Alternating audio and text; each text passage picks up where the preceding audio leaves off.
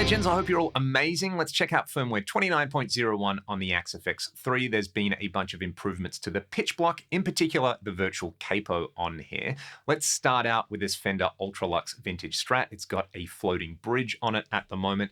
I'm using the good old Brit 800 2203 high, my free cab IR LTTV Mix 7. Check the video description if you want to grab that one. Low cut at 80 Hz, high cut at 6500 Hz in the cab block, and a little bit of the good old gold plate reverb. Let's have a listen to this one on the bridge humbucker.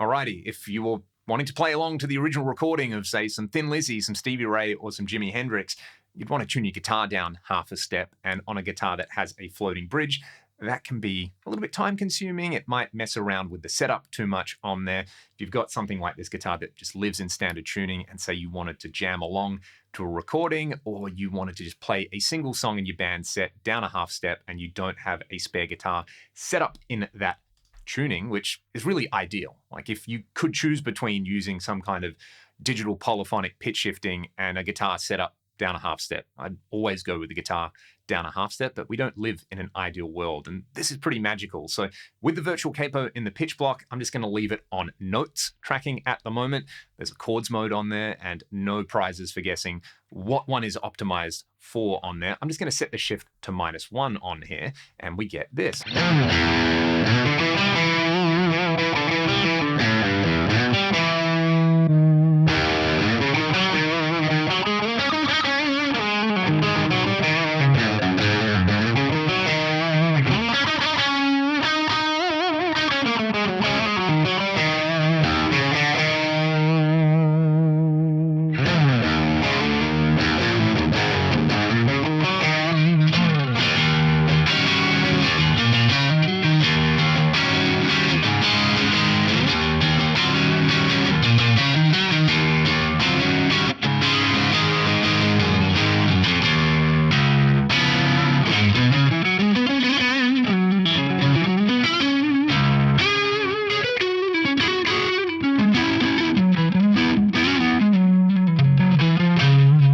Works pretty well. If you want to play something that has chords in it, set the tracking mode to chords and set the shift to your desired amount of semitones down or up on there. I actually find shifting up really handy on my guitars that are in drop C. If I wanted to, say, play a song that's in drop C sharp, like some Alice in Chains, or I wanted to play down in drop B and play some Seven Dust, that works really handy without having to change my, say, drop C guitar or my drop D guitar. It's worth noting that if you've got a guitar in standard tuning, this will not be able to convert it magically to something in drop D. You still need to be in the same relative tuning on there.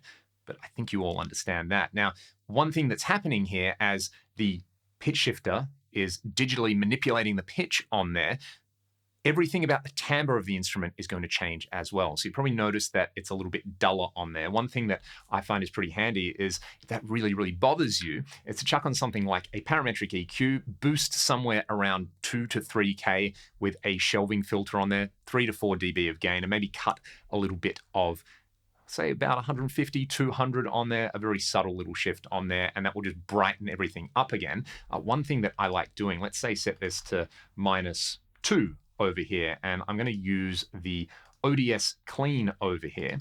What I'm going to do, I've already played a little loop on the neck pickup with some chords into this, and we can have a listen to how the pitch shifter is working. If it sounds funny in the room to you, probably means you're not playing guitar loud enough on there, because I know certainly in here, even with my monitors turned up nice and loud, my ears are pretty close to the actual strings on the guitar. So I'm hearing the sound of the guitar acoustically blended with the processed sound on there. If that is bothering you, I would always recommend you to use the looper as a utility, play a little loop into it on there, and then check what's happening with the virtual capo in the pitch block. So we'll do that. This is standard tuning, and then we'll use the virtual capo. Then we'll have a listen to what happens when I add that little parametric EQ to just add a bit of brightness back in there.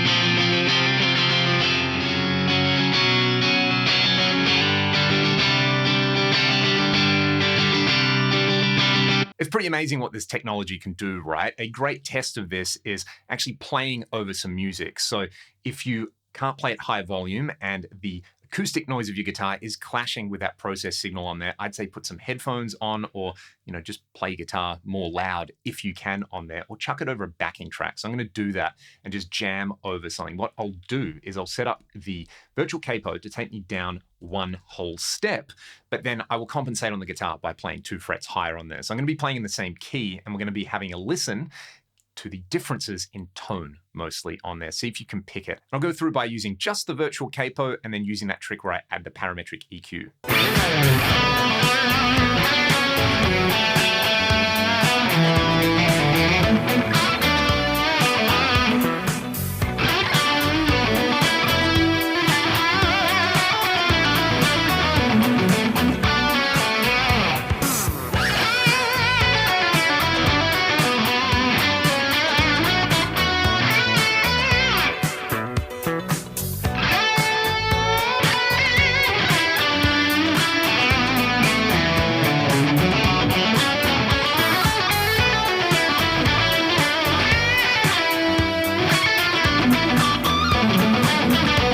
Hearing those side by side, you can probably pick out these subtle timbral changes in there, but if you didn't have that reference of the unmolested guitar sound in standard tuning, I don't think anyone would really notice the difference on there. More importantly, it still feels really good to play. And again, keep in mind, if you're playing at low volume, the tone of your guitar acoustically is probably going to clash with that pitch shifted signal on there. I'm going to keep saying it throughout the video just to remind people on there. All right, let's hear the FAS Stealth Blue on there.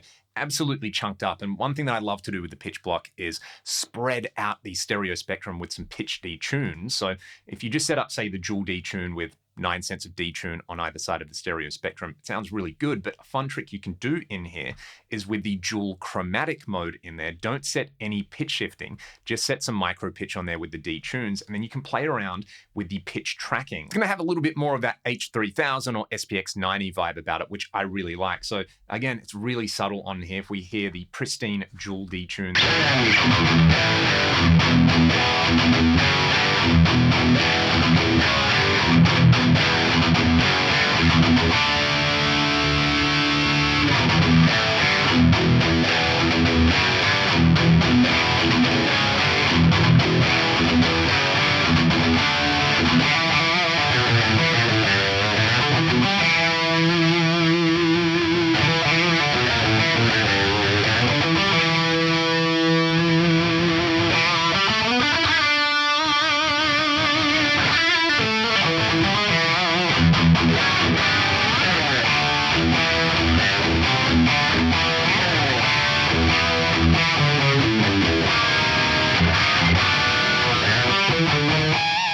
really cool. It just sounds a bit greasier, dirtier, and has a little bit more character in there. So there's a fun trick you can try with the dual chromatic mode if you want a late 80s or early 90s stereo micro shift sound on there. As you turn the tracking up more, it's going to get more and more chaotic, which can be really, really fun. So let's leave that on there. We've been talking about the virtual capo. I think it sounds great, feels great with those caveats that we've been talking about on there. But another thing you can do in here that's really awesome is, say, a POG style setup. So take the quad chromatic type in the pitch block, and we're going to go down 2 full octaves, 1 octave, up an octave, and up 2 full octaves. I've got a slightly different amounts of blend and detune on there. You can play around with the panning with, say, a dual amp setup and take it even further than the original. But this sounds pretty mega, especially if you start out with the pitch tracking on the notes mode on here. So you want to do like Muse Royal Blood style thing.